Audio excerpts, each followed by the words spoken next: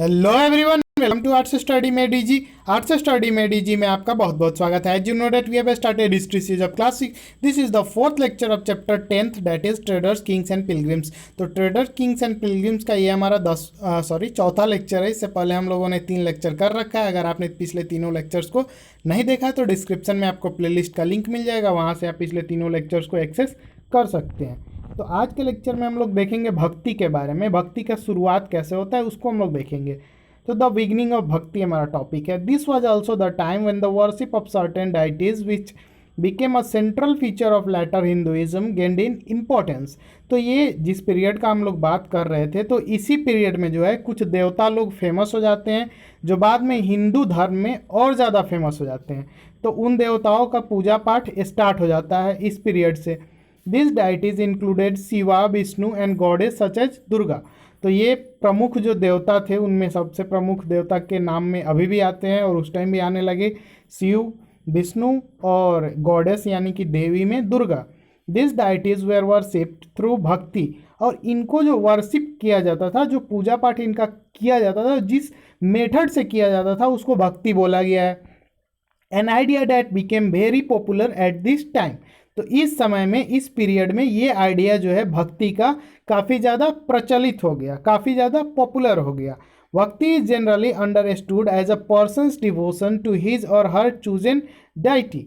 तो भक्ति आखिर होता क्या है? तो भक्ति का मतलब है वो तरीका, ठीक है, वो तरीका, वो मेथड, वो डिवोशन किसी पर्सन का जिससे कि वो अपने प्रिय, यानी कि वो अपने प्रिय देवी देवता का पूजन या पाठन करता है, ठीक है। यानी कि वो मेथड जिसके थ्रू कोई भी, जो भी देवी देवता उसको पसंद हो, उनका पूजा पाठ करता है, उसी को भक्ति बोला जाता है।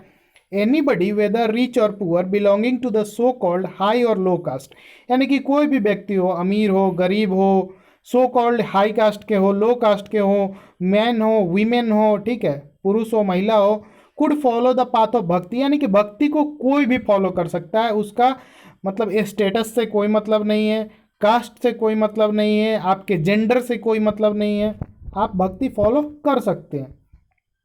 The idea of bhakti is present in the Bhagavad Gita, a sacred book of the Hindus which is included in the Mahabharata, see chapter 12। तो भक्ति के आज जो आइडिया है वो कहाँ पे इंक्लूडेड है, कहाँ पे प्रेजेंट है? तो भगवत गीता एक जो बुक है हिंदू का सबसे एक तरह से सेक्रेड बुक, यानी कि काफ़ी ज़्यादा धार्मिक ग्रंथ जिसको बोल सकते हो आप, वो है। उसमें महाभारत वाला जो सीरीज है भगवत गीता का, उसमें इंक्लूडेड है। और इसके बारे में आप चैप्टर 12 में भी थोड़ा बहुत पढ़ेंगे। In this Krishna the God, एक कृष्ण भगवान है इसमें महाभारत में, ठीक है। तो वो आस्क अर्जुन से पूछते हैं, हिज डिवोटी एंड फ्रेंड, उनका जो भक्त और दोस्त है उससे, to abandon all dharmas and take refugee in him as only he can set Arjuna free from every evil. तो वो बोलते हैं कि टू अबेंडन ऑल धर्मास, यानी कि सारे धर्म को त्याग दो, और to take refugee in him, और उनके शरण में आ जाओ, यानी कि तुम्हारा जो भी धर्म है उन सबको त्यागो और तुम उनके शरण में आ जाओ। एज ओनली, सिर्फ वही जो है तुम्हारा उद्धार कर सकते हैं, यानी कि तुमको तुम्हारे जो भी एविल्स हैं, यानी कि जो भी परेशानी है उससे तुमको मुक्ति दिला सकते हैं। This form of worship gradually spread to different parts of the country. और ये जो टाइप का वर्शिप था ये धीरे धीरे पूरे कंट्री में फैल गया। Those who followed the system of bhakti emphasized devotion and individual worship of God or goddesses rather than performance of elaborate sacrifices। तो जो इस भक्ति के मार्ग को अपनाता था वो यही करता था, अपना इंडिविजुअल वर्शिप करता था गॉड या गॉडेस का, rather than performance of elaborate sacrifices. यानी कि ये भक्ति का जो मार्ग आया, इसके बाद क्या होने लगा, जो लोग पहले सेक्रीफाइस देते थे, बलि वगैरह दे करके भगवान को खुश करना चाहते थे, वो अब थोड़ा कम हो गया, थोड़ा क्या बहुत ज़्यादा कम हो गया। और अब भक्ति के थ्रू भगवान को खुश किया जाने लगा। भगवान को एक तरह से, मतलब भगवान को जो भी मांगना होता है, अभी भी क्या करते हैं लोग, कहते हैं कि हाँ ये कर दो, ये करेंगे। तो वैसे ही उस टाइम होता था, पहले सेक्रीफाइस बहुत ज़्यादा होता था, बलि दिया जाता था, लेकिन अब पूजन पाठन के मेथड से भगवान को खुश करने का काम शुरू कर दिया गया।